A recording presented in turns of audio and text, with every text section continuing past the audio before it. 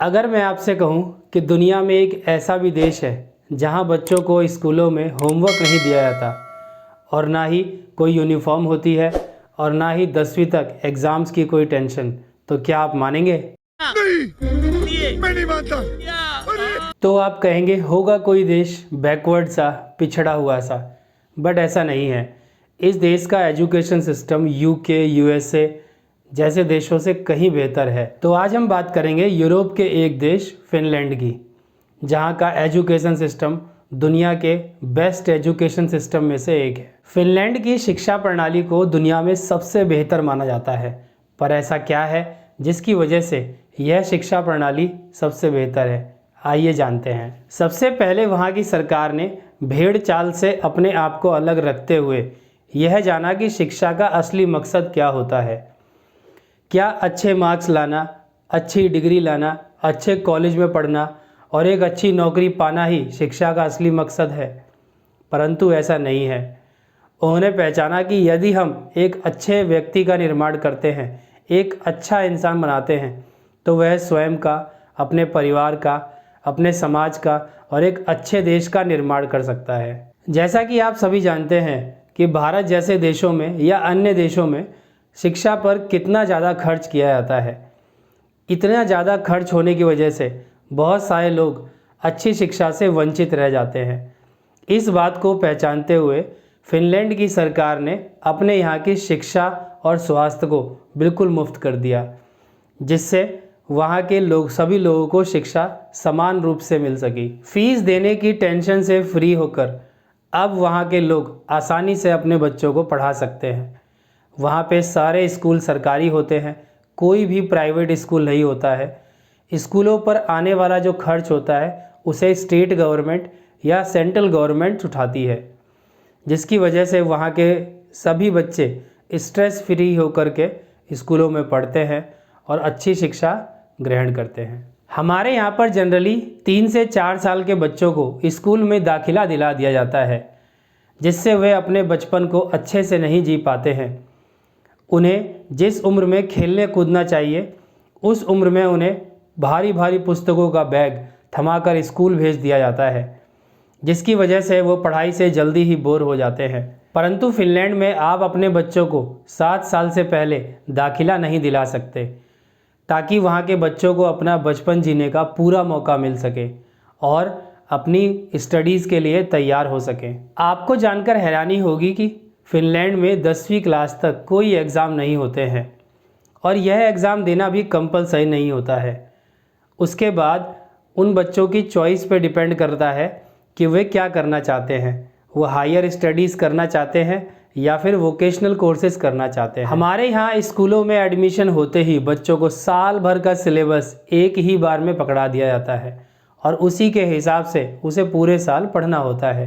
परंतु फिनलैंड में ऐसा नहीं होता है। वहाँ पर बच्चों की ज़रूरत के हिसाब से टीचरों को पढ़ाना पड़ता है। जिस प्रकार से हमारे देश में एक आईएएस ऑफिसर, एक डॉक्टर और एक फौजी भाई की इज्जत होती है, ठीक उसी प्रकार से इस देश में टीचरों का सम्मान किया जाता है। वहाँ की सरकार, वहाँ के लोग भी टीचरों का बहुत सम्मान करते हैं। परंतु अपने देश में हालत तो आप जानते ही हैं दोस्तों, टीचरों को कितनी इज्जत दी जाती है। सरकार जब मन चाहे इलेक्शन होता है और इन टीचर्स को उनकी ड्यूटीज़ पे भेज दिया जाता है। फिनलैंड में टीचर बनना कोई आसान काम नहीं है दोस्तों। सबसे पहले आपको एक मास्टर डिग्री हासिल करनी होती है। उसके बाद आपको एक कॉम्पिटिटिव एग्ज़ाम क्वालिफाई करना होता है।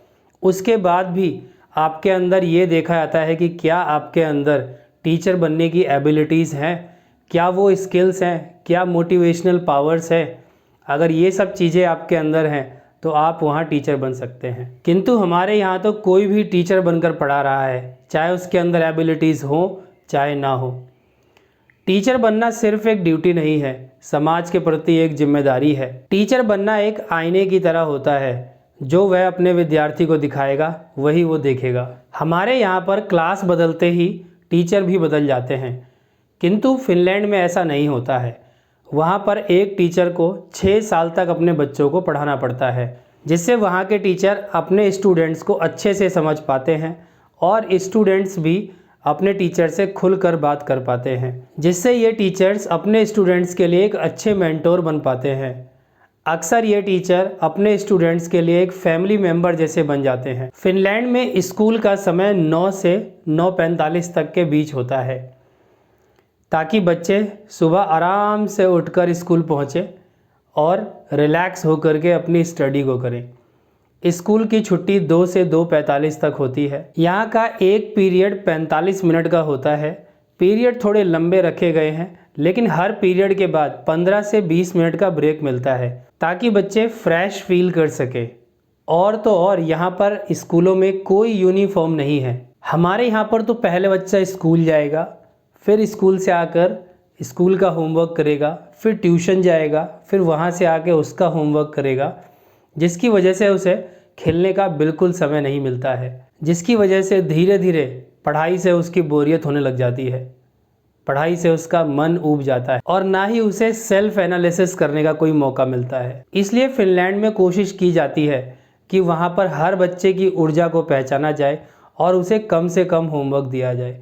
शायद ही फिनलैंड में कोई बच्चा होगा जो अपने घरों पर होमवर्क करता होगा।